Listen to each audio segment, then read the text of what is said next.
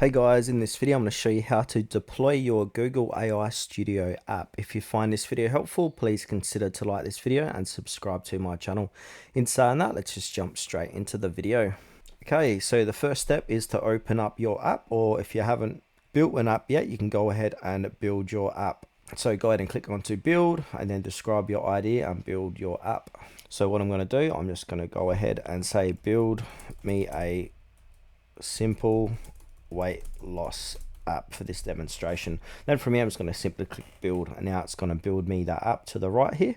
Now if I want to make any changes, I can make changes on the bottom left, and as you can see, Gemini 3 is developing the core here, and it's going to show you how long it's going to run. So I'm just going to pause this video and get back to you and show you how to deploy this Google AI Studio app. Okay, so once you've finished making the app here on the far right, we want to go ahead and click on the deploy app. It looks like a little rocket ship. Now a little pop-up is going to appear where it says deploy app on Google Cloud. So deploy your app as a cloud run service.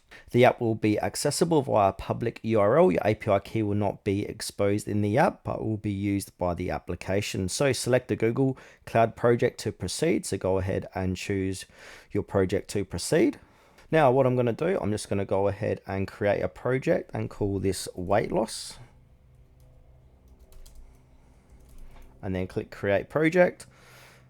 Now for your app to be live, we need to set up billing. So as it states here, you must enable billing for this project to proceed. Please refresh this dialog after setup to continue. So just go ahead and click on setup billing, fill out all your billing information, and then come back to the Google AI Studio. And then basically once you set up your billing, go ahead and deploy app.